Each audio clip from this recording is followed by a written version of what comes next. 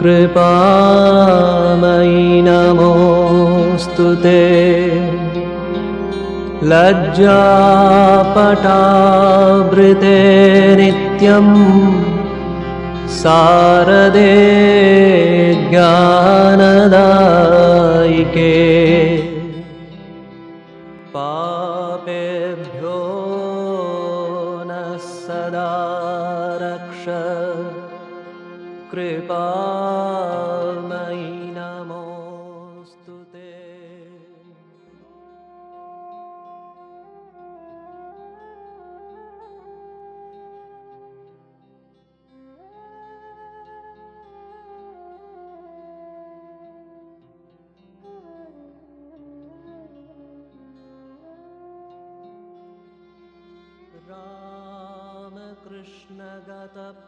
रामकृष्णगतप्राणान् तन्नामश्रवणप्रियाम् तद्भावरञ्जिताकारान् प्रणमामि मुहुर्मुहुः। पवित्रञ्चरितं यस्या पवित्रं जीवनं तथा पवित्रता स्वरूपिण्यां भगवता नारायणेन स्वयं व्यासेन ग्रथितां पुराणमुनिना मध्ये महाभारतम् अद्वैतामृतवर्षिणीं भगवतीम् अष्टादशाध्यायिनीम् अम्ब त्वामनुसन्दधामि भगवद्गीते भवद्वेषिणीम्. We meditate on the Bhagavad Gita that gave enlightenment to Arjuna, the nectar of immortality, poured forth in 18 chapters by the Lord himself in the Mahabharata. O Mother Bhagavad Gita, I bow down before you, the destroyer of the endless cycles of miseries of human life.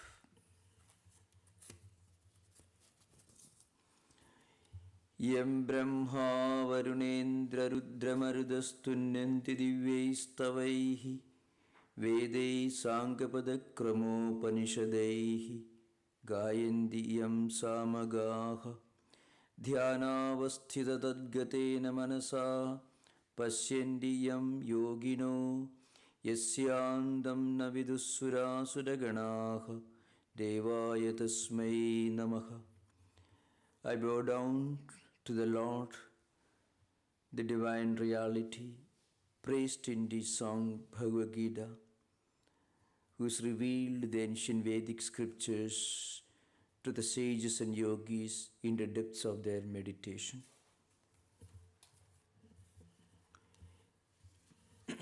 We are continuing the discussion of the text.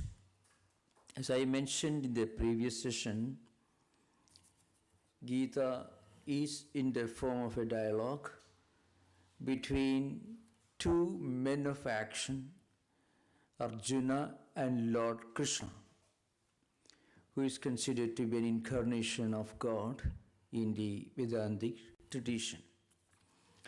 So Arjuna was facing a big dilemma in his life. That kind of problems frequently many of us have to face. When a situation arises, when there's a challenge as to how to do our normal work, how to perform our duties and responsibilities. If the work or the duty is not apparently very pleasant, then we may have a tendency to avoid it, giving some false justification for not doing it. And if there is something which is not really our duty, we may have a tendency to do it. Though it may not be our responsibility to do it because it is pleasant apparently. we may be prompted to do this. So this kind of internal conflict, many of us face at the physical level, at the psychological level, how to do certain things, in which direction to turn, to the left or to the right, to do this way or that way, or whether I should do this or not. So in answer to this, Lord Krishna gives a series of instructions which are outlined in these 18 chapters. So one important point the teacher emphasizes is Swadharma, that I shall try to explain this. This is one of the central topics of this text. Now, what is Swadharma? The Sanskrit etymological definition is Swabhava Niyatam Karma is Swadharma. Swabhava is our natural characteristics, our fitness, our tendencies, and also the circumstances that make a certain work our moral responsibility. A doctor, he has to do his best as a professional medical practitioner. A teacher has to teach. A student has to study, and so on. So there are certain activities and duties and responsibilities which are related to the circumstances in which we may find ourselves, and also the compulsions of social obligations, family obligations, and also the availability of opportunities. So all these together create a situation where we feel, well, this is something that we have to do. Now there is one interesting aspect that Gita brings out. All of us more or less know what is our real duty and responsibility. So that itself is a proof that there is the divine reality, you may call God, present in all of us. All of us know. Every professional lawyer will know he has what duty he has to perform. Every teacher knows what is his duty. Every student also knows. So there is an inherent natural awareness of what our duty is. By force of circumstances, by the force of obligations, demands and needs to fulfill certain requirements that we know. But we may not feel like doing it. So then we may feel a kind of internal conflict. This internal conflict may be due to a desire to do something that is not our duty, but apparently more pleasant. So Gita has got a very strong statement. Swadharme nidhanam sreya paradharmo bhayavaka. The meaning is this: one's prosperity, success, happiness and progress is in the matter of doing one's own appointed duties and responsibilities. If he or she takes up another person's duties and responsibilities because it appears to be more pleasant or appears to produce a more happy external result, so we may be tempted to do certain things which we know very well not to be our duty. So Gita says one's achievement, prosperity, success and contentment is in doing one's own duties. So that's an important subject in this text. Now, in answer to Arjuna's complaints, his long lamentation, description of his internal conflicts, Lord Krishna begins his answer. He begins his response in the 11th verse of the 2nd chapter.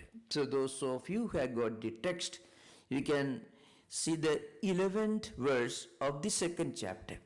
That's where Lord Krishna begins his real response.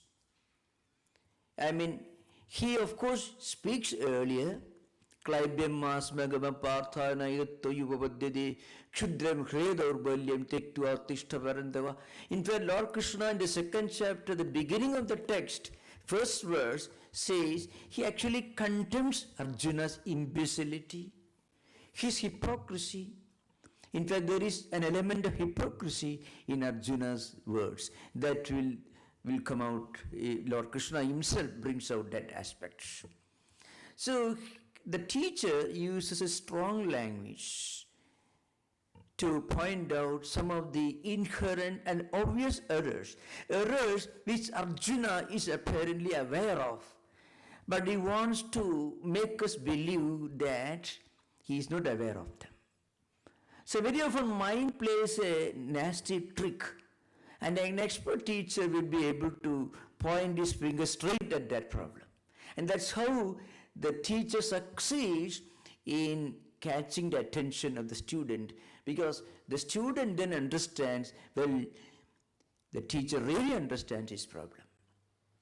So the teacher, Lord Krishna, at first scolds Arjuna using strong language. But then, after that, in the 11th verse, he begins a long discourse on the nature of human life, what we actually are. Why should he take up the subject of metaphysics and ethics in answer to Arjuna's lamentations? Because Lord Krishna found out that Arjuna has got certain strong misunderstandings as to what is duty and what is not duty, what is proper and what is not proper, and what actually constitutes the reality of human life or not. And Arjuna has a strong misunderstanding as to what he actually is. He thinks he is the physical body, the psychophysical mechanism. That's how he looks upon himself. That's how he looks upon others. So Lord Krishna wants to clear all these doubts. So the 11th Anyashojastvam prajnavadamscha bhashase gadasun agadasumsha na anushojanti panditaha. This is the verse.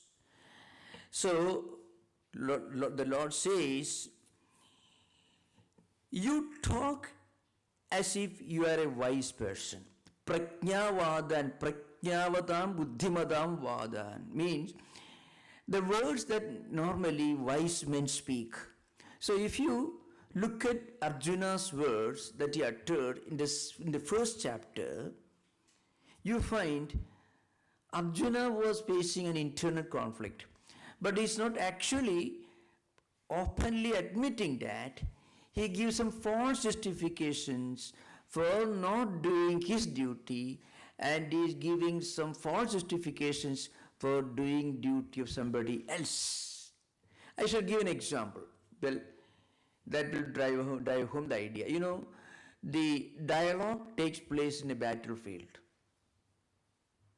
The story has nothing at all to do with battle or war. That should be understood very clearly. The battlefield is our own heart, our own mind. It's kind of inner warfare. Now, who faces this inner warfare? As I mentioned earlier, people who are refined, cultured, and evolved to some extent. Who has a sense of right and wrong. I should do what is appropriate. I should avoid doing what is inappropriate. That kind of sense of right and wrong, sense of morality and ethics, and inner refinement and culture. Such people alone face inner conflicts. Others will not face. Those who are highly evolved, a Buddha will have no problem. And a moron, a person is almost, there are many people who are Physically, they look like human beings. The mind is totally unevolved. See, cutthroat, hardened criminals who are bent upon doing the wrong things. Such people will have no inner conflict. Arjuna was actually a good man. He wanted to do what is appropriate. And he was a very intelligent person. He was an active person. So Arjuna had this conflict. So he thought, well, by not doing his duty of, doing the duty to soldier, whose duty was to work for dharma, work for appropriate, to protect poor people, women folk, unprotected people. That was his duty. So he wanted to run away from it. He heard that a Buddha could become a monk, a Christ can become a monk, a Shankaracharya could become a monk. Why not I also become a monk? That is his problem. So now, if you really look at Arjuna's words, he speaks like a Jesus Christ, or a Buddha. Na kamshe vijayam krishna na cha rajyam sukhani cha kimno rajyena govinda ki bhoge jivitena va. Well, put in a different language, suppose a doctor or an engineer constructing a building, and he has to be very careful. The building should not collapse. Oh, what's the use of building this so carefully? Anyway, it is everything is going to die or get destroyed. The building is not going to last for 1 billion years. So why bother all this? A doctor, anyway, he will die after 100 years. Even if he gives the best medicine, best treatment, he's going to die maybe after 100 years. So don't worry too much about this treatment. Now, apparently he's speaking mighty big metaphysics, but he's practicing paradharma. He is speaking the language of great renunciation. It is okay for a Buddha, not for Arjuna. So Lord Krishna says, see, prajnavatam buddhimatam vadan, Sri Shankaracharya says, he's speaking the words of a prajnavada, means highly enlightened, educated people, great sages, saints, those who are men of renunciation, those who are sitting in a cave meditating on God. That's the language that Arjuna speaks. That's totally wrong. So Lord Krishna says, you're speaking like a wise man, which you are really not. And then he says, what are you worried about? You're worried about you have to fight with people. You know they are certainly not the right kind of people. So it's not proper for me to do my duty as a soldier. Then Lord Krishna, Gadasun agadasumsha na anusochanti panditaka. Really wise men, once they're convinced what their duty is, they don't worry too much about these things. They go on doing their duty. It's called Swadharma. So this Swadharma is a very important theme in the Bhagavad Gita. If you do your Swadharma, then on the one hand, it will be good for your family, for the society, for the nation.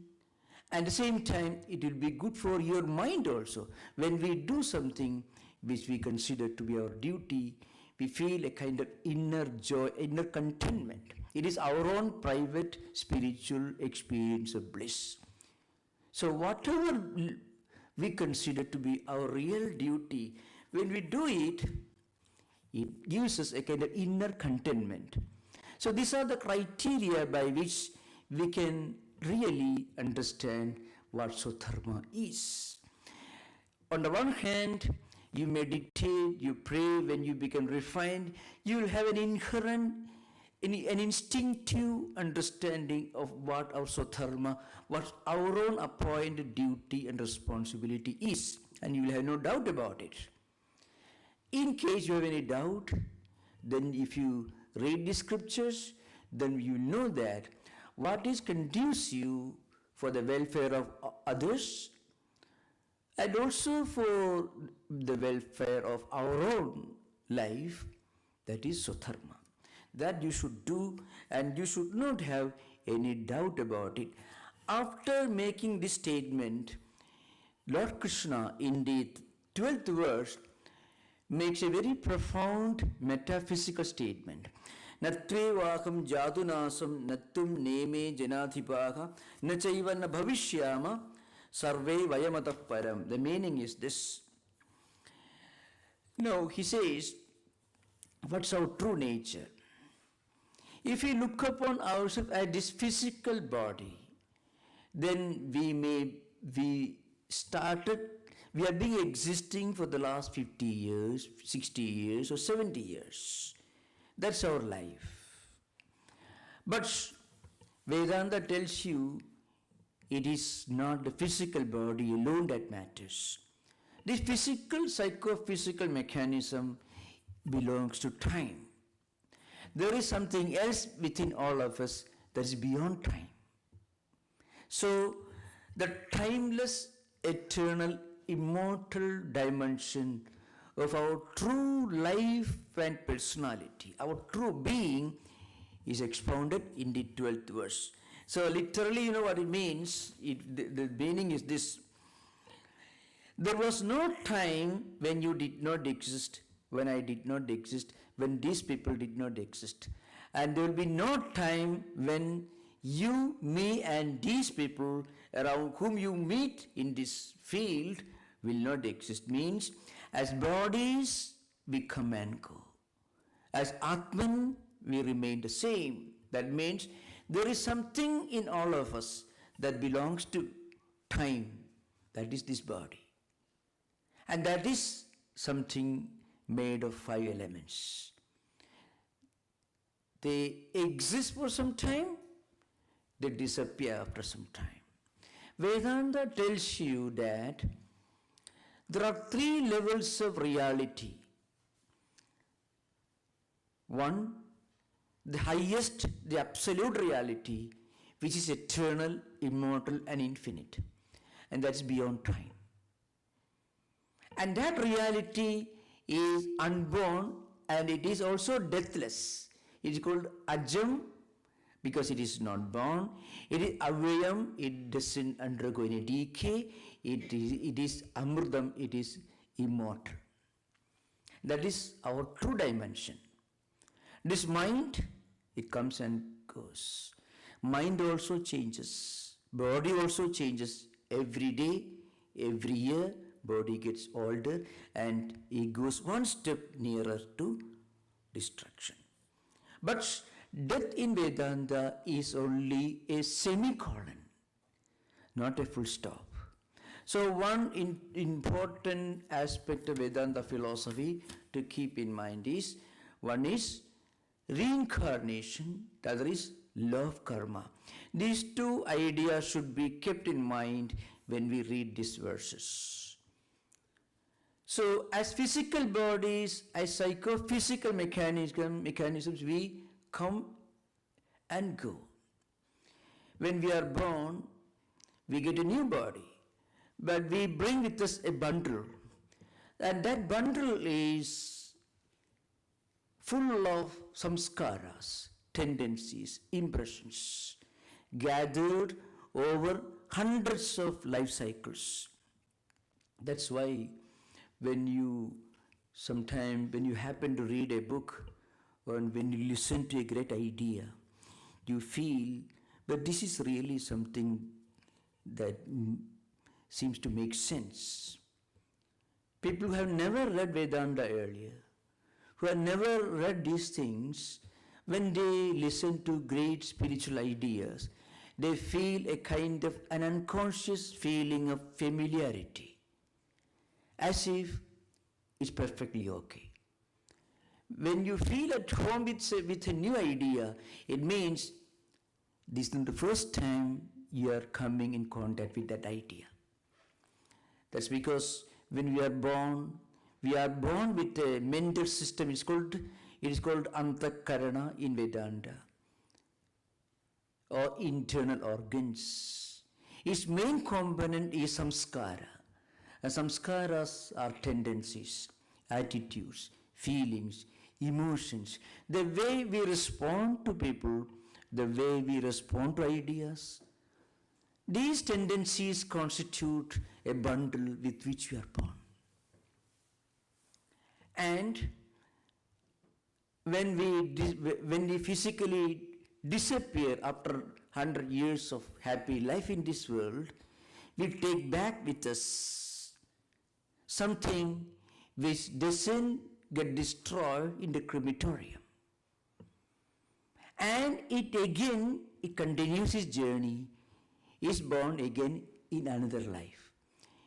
In the science of Vedic astrology, this is given with very interesting interpretation which may appear to make sense. See, suppose parents, husband and wife, are praying to God. They live pure life, unselfish life. A lot of good actions, they become totally unselfish. They live pure life, pure thoughts. Then there will be individual souls, these samskaras and tendencies, individual souls looking for a good parentage, a family into which they want to be born. So you find a kind of concordance, a mutual match. That's why in ancient Veda Hindu tradition, mothers who are expecting children used to spend long time in prayers, meditation, and spiritual practices. This you find in many other traditions also. Because individual jivas who have left their physical body in previous life, but a lot of good samskaras, good tendencies, are seeking appropriate homes and parents to take the next birth, so that they can continue their spiritual journey. So, and this continues.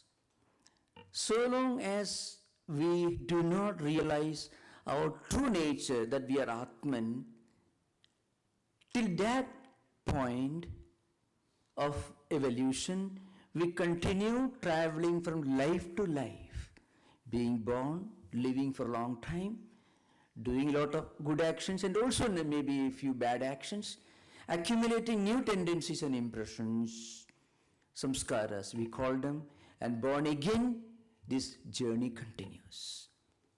Once we realize through spiritual practices our eternal, immortal nature, that is our timeless dimension, at that point we become one with this all-pervading spiritual reality. This is the Vedantic interpretation. Now, Lord Krishna says, Natvevaham jadunasam nattum neme janathipaha. So you and me and these people whom you meet in this battlefield, they were always here. Bodies come and go, but Atman remains. So once you understand you are this Atman, then you realize your timeless dimension. That means there was no time when you and me and they and these people around did not exist, and there will be no time when they will not exist. As Atman, they will be always there. As physical bodies, they naturally come and go. Actually, there is a great, not only a great metaphysics, but also there is an eternal hope. Vedanta tells you, whatever little actions we do in this life create a kind of spiritual deposit that is put in our bank. When you are born again, we are born with a checkbook and fountain pen. So in the 6th chapter of Bhagavad Gita, Arjuna asked a very interesting question to Krishna. The question is very simple, which every spiritual seeker may be prompted to ask.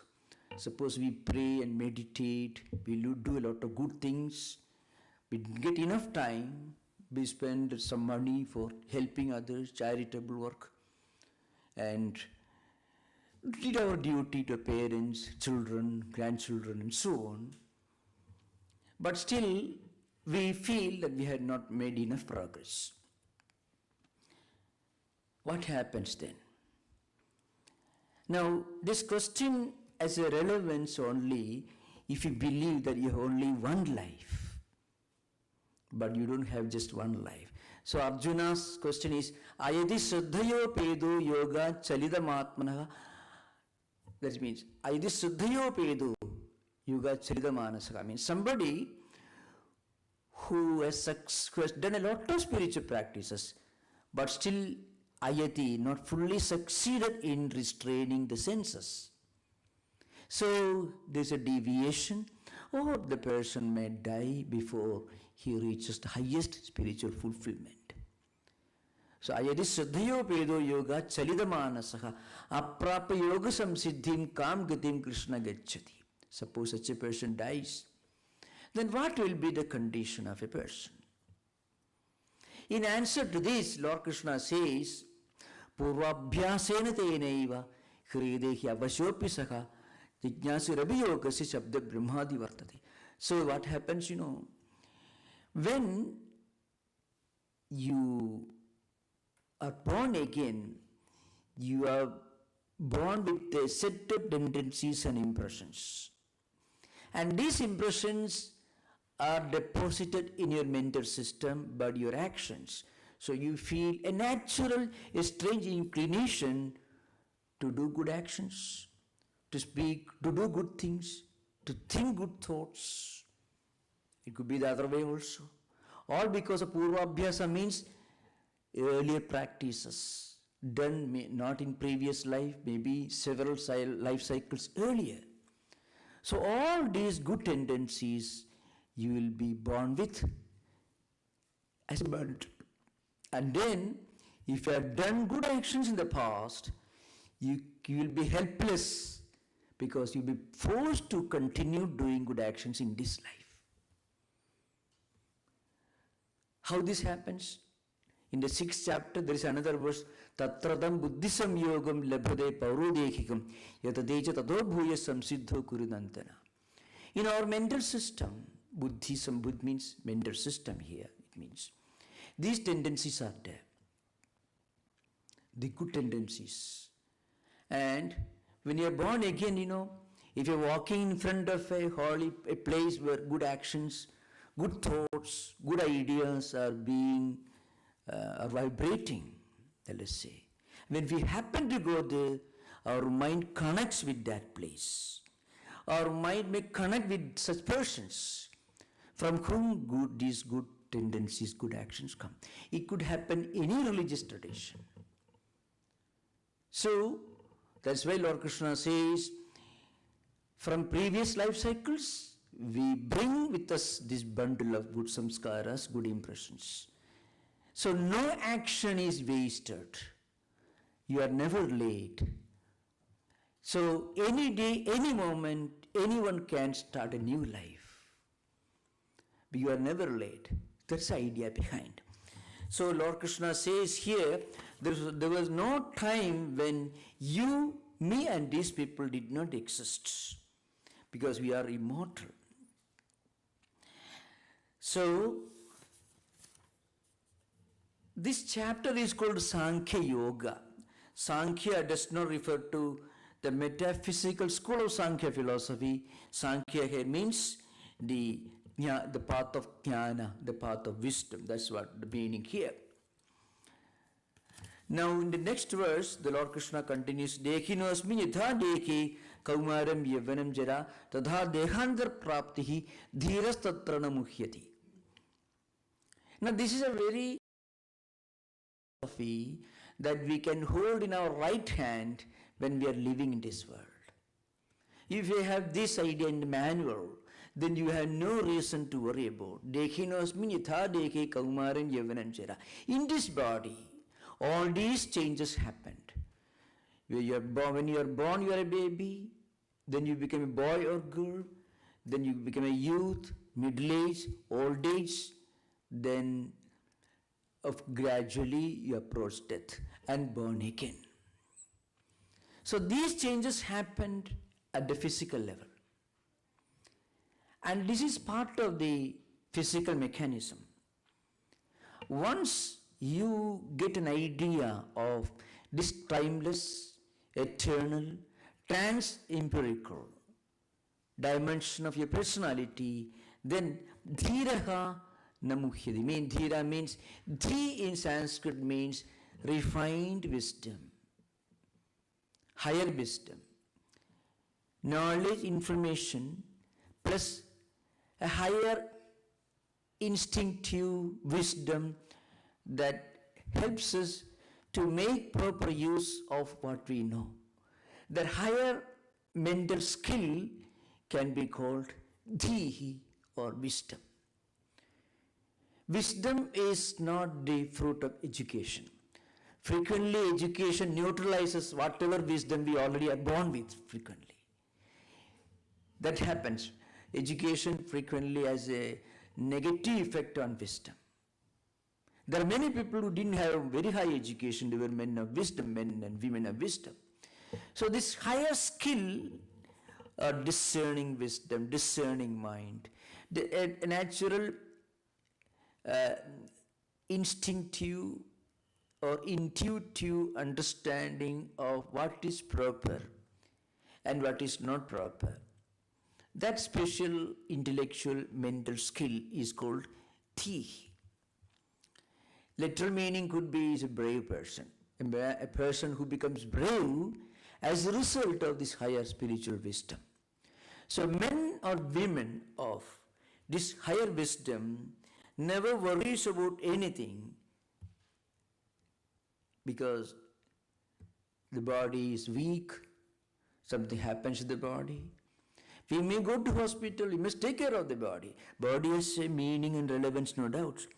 Vedanta or Hinduism never ask you to neglect this body. That is a totally wrong, absolutely unacceptable misinterpretation of the essence of Vedanta. There are people who try to interpret Hinduism and Vedanta as a kind of life-negating, world-negating, over asceticism. Nothing is farther from truth. It's not. In fact, I can quote in this context, there's a great poet in India. He lived in the 2nd century AD. His name was Kalidasa. Let's say India's Shakespeare, so to speak. He wrote poems, he wrote plays, and these poetical works and dramas were translated into European languages from early 18th century onwards. Now, his name was Kalidasa. So there is an interesting discussion in one of his books. It's called, Kumara Sambhava. So the statement is this: Apikriyartham sulabham samit kusam jalani visnana vidikshamanite abhisvasaktya tapasi pravartase sarira madhyam khalu dharma sadhanam. I am going to take up only the half of the second line. That's very crucial here. Sarira madhyam khalu dharma sadhanam. This is a meaning. You have heard of Ayurveda. It is becoming popular in the Bay Area. This is the motto of Ayurveda, so to speak. Then you will understand. Sarira madhyam khalu dharma sadhanam, the slogan of Ayurvedic physicians. What it means is, adhyam means important. Sadhana means instrument. Sarira means body. Body is the most important instrument for life. This is the statement in the Kumara Sambhava, and it comes from Shiva, one of the deities in Hindu tradition. So what it says, this body is very important, very relevant, very much necessary, very useful, but we should know that it is not going to be immortal. Life has got much higher meaning than polishing this body or keeping this body intact as if it is going to last for long. Every person who has ever, who reads newspapers, obituary columns every day, obituary columns, or goes to crematorium at least once in his life, knows that it's not going to happen to any of us. But still, somewhere in a distant, hidden corner of our mind, we have this wrong notion where I'm going to live for long or live eternally. In fact, this is, and in Mahabharata, there is a great wise man, he's called Yudhisthira. He was an elder brother of Arjuna, the student in the Gita. He says, Ahanya bhudani, every day, every minute, somebody is getting visa and passport to the abode of death. Yama is the king of death, mythological figure. So every day, every minute, somebody is getting visa and passport for going to Yama's palace. Yama is the lord of death. But still, seeing this happening every minute, we think we are going to live eternally. Now, this is an interesting aspect of human life. So, Lord Krishna says it's not going to happen. It doesn't mean that Vedanta is life-negating, world-negating philosophy, not at all. This body is important. Body is necessary. And it is our duty and responsibility, it's a sacred duty to keep this body healthy, active, no doubts. For what? For achieving something beyond this body. Now, so it is a gymnasium. You don't go and live in a gymnasium. You use gymnasium for a different purpose, not to take residence in gymnasium. But gymnasium is needed to make the body healthy and strong. Like that, this body is an instrument, dharma sadhanam, for practicing and attaining dharma. Dharma means higher spiritual goal. So, dehinosmi yatha dehe means in this body, boyhood, childhood, boyhood, youth, middle age, old age, disease, death, and again rebirth. All these are happening here. And a wise person, he will take care of his body, but doesn't lose his sleep if he has got a headache or if he has got a problem. Everything is lost. He doesn't think that way. You can imagine Stephen Hawking, a man like him. If he was such a person, we won't be talking about him today. We won't be reading about him. So, there is a higher dimension to human life than this body. And people who understand this timeless, deathless, immortal dimension of our own personality do not worry much about anything that happens in this body. Will take care of it, but will not worry themselves to death. That's the statement that you find in the 13th verse of the Gita. Now we will have interaction for 10 minutes. You are most welcome to ask any question from this text, from any part, not necessarily on those points that we discussed today, but we will continue discussion again. You are most welcome to open a discussion on any related topic. Okay.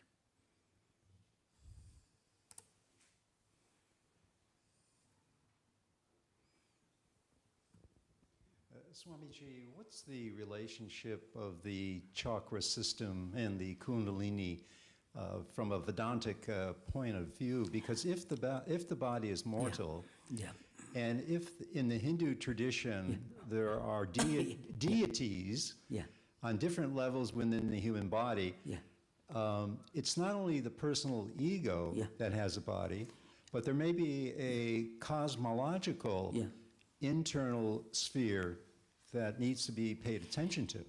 Yeah, the Kundalini, you can read Kundalini's famous book, The Serpent Power. I think he was an American or an Englishman who became a judge and who spent his lifetime to study this Tantra, who wrote a famous book, The Serpent Power. It's a classical textbook available in English language on this science. So you find Kundalini is, if you look at the picture, there are six chakras, and if you look at you can see something physical there. It is only symbolic. The physical in Kundalini science is only a symbol. So when you do spiritual practice, meditation, prayer, reading scriptures, feeding your mind with spiritual food, there's a gradual evolution from Mooladhara, the lowest physical level of human consciousness, to higher level Sahasrara. So those who do spiritual practices, it could be meditation, it could be prayer, it could be tantra practice as well. When you do that, you reach a higher dimension of your own consciousness. Well, to put it in simpler language, I can say, Ajna Chakra corresponds to a higher level of our human consciousness. Mooladhara corresponds to the lowest level. Mooladhara, Swadhisthana, Manipura, etc. Now, Ajna is a higher intellectual power. Now, I am not talking about religion now. You can read about great scientists, great painters. Well, we're talking about Stephen Hawking just now. Certainly not a yogi or a conventional religious person, a temple goer, a church goer, not at all. Now, their consciousness level or their way of interpreting their own essence, essential personality, was not physical.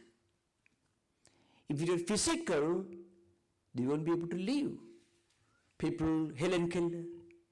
I'm giving examples from a most unlikely realm of examples, not the traditional Vedantic circles. You can find many such great men and women who have transcended their physical dimension, even their mental and intellectual dimension.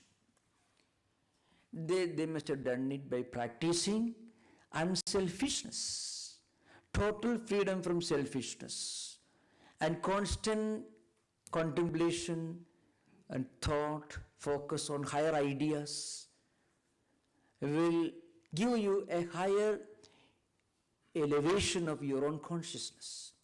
On the other hand, if a person constantly thinks only about physical things, his mind will be at a very low level. So, Kundalini, the ascent of the Kundalini is a symbolic explanation of elevation of our own consciousness. So, at the highest Sahasrara level, it is purely spiritual. It goes far beyond intellectual. So, the pictorial presentation of the chakras and the ascent of the Kundalini that you frequently read and see is only symbolic presentation. You find a serpent-like figure slowly moving upward. It is only a symbolic presentation of the ascent of our consciousness. Even when you listen to these Vedantic ideas, spend only 1 hour in the company of these great ideas, actually you are living the company of a great teacher like Lord Krishna, who speaks about things other than the physical. He doesn't deny or reject the physical dimension of human life or personality. He only tells you there is something much higher to think about, to bother about. So once you feed your mind with these ideas, you find your own perspective, your own interpretation of life and world will change.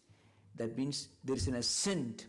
When it continues and when it's supported by active studies, contemplation, and focused study and practice, then that ascent will be faster. So this is what I want to tell you again and again. The pictorial presentation of chakras and ascent of the Kundalini is correct, true, but it's only a symbolic pictorial presentation of the actual ascent of our own spiritual consciousness. This idea, okay? It's very important. Without that presentation, you won't be able to get an idea of it. These are ancient sciences. Okay. You've been speaking about the mortal body and the death of the physical body.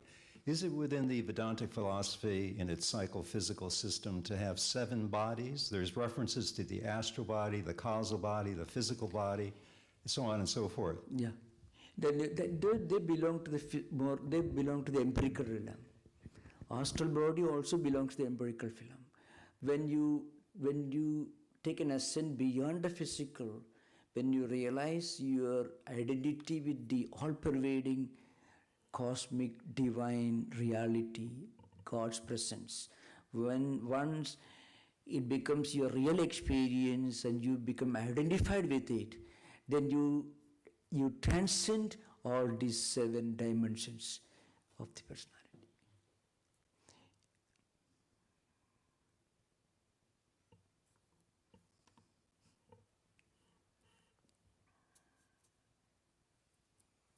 Any more? You can ask.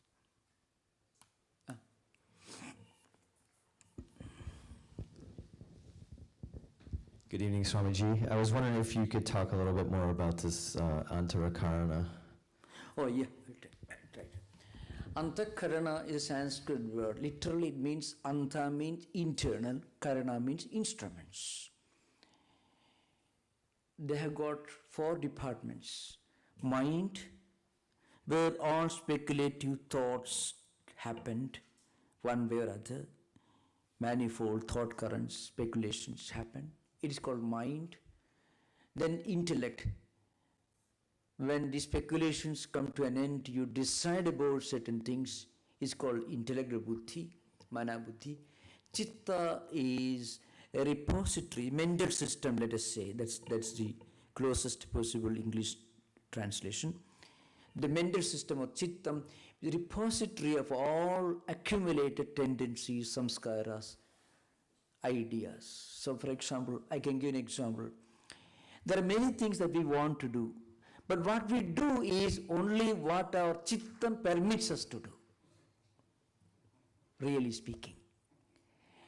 Of course, our mind, chittam will permit us to do a lot of what we want to do, but not everything. Frequently, accumulated tendencies and impressions decide how we think and what we do and what we think. By conscious efforts, by depositing more and more positive thought currents in this repository, the mental system, we can change its proportion, its function. So chittam is the third one, the repository of memories, impressions, mostly memories from this life, memories from previous life, which again become attitudes and behavior patterns, are all deposited in this system. They may not be always obvious. So subconscious and also unconscious impressions all can be seen accumulated at the lower layers of the mental system. The 4th compartment is aham, it's called ego. Aham is translated sometimes as mere ego or egoity. It can lead to some misunderstanding. It is not egoism, but in the sense arrogance, self-assertiveness, not at all. It is only, well, to give an example, I shall try to give it an example. The classical example in Vedantic literature. Suppose you see an object in front of you, there is not enough light from a distance, it looks like a pillar, but you mistake it for a human form, let us say. At that time your mind is speculating, is it a pillar or a human form or something else? You come close to it and you discover that it is a pillar. Then you remember you have seen this pillar last week, because the memory is coming from your mental system. And you come to a decision, this is a pillar, buddhi functions, deciderative faculty. I have seen this pillar last week. So you remember, you identify yourself with the act of seeing the same pillar last week. That aham, the I saw this pillar last week.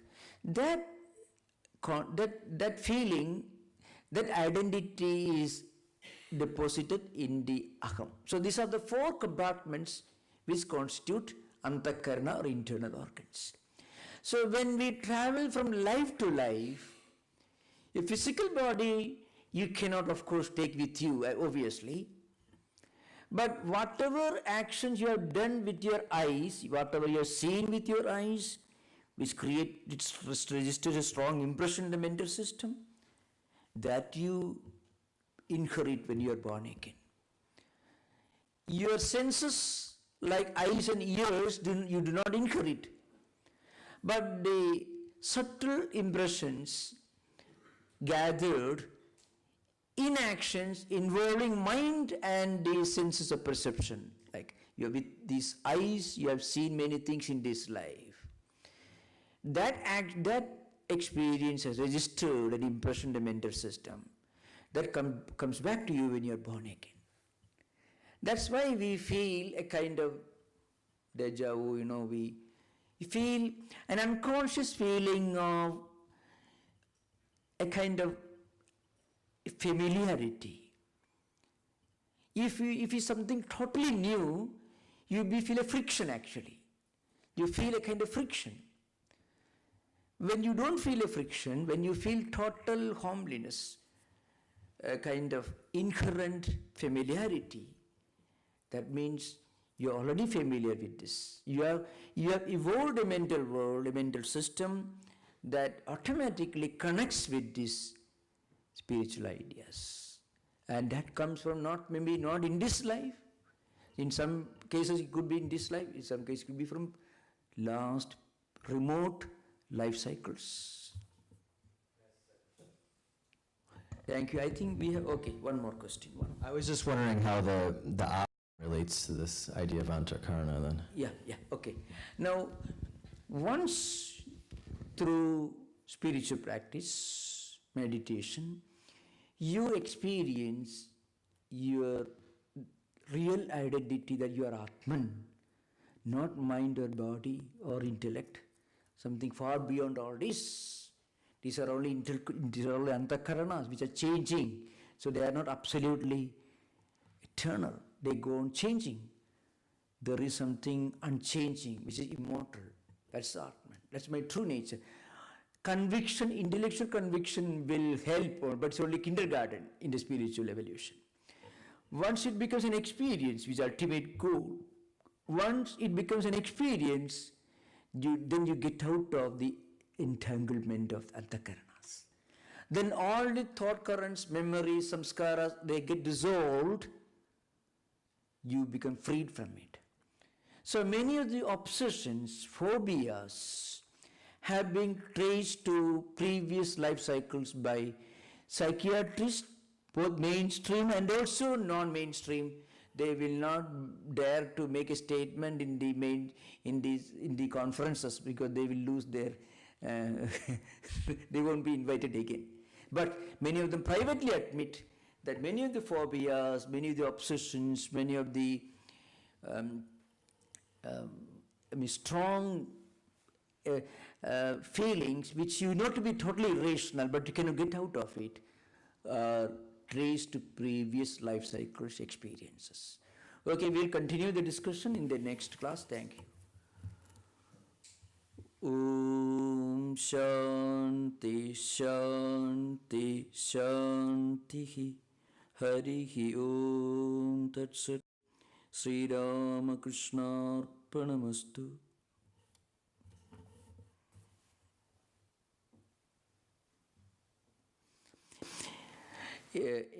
When we were holding classes here, before the renovation work started, there was a practice of, I used to stand here and meet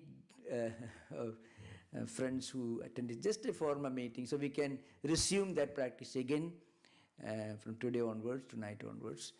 Okay, thank you. I will stand here. You just come, you can see this picture and go back. That's all. Great pictures, yeah.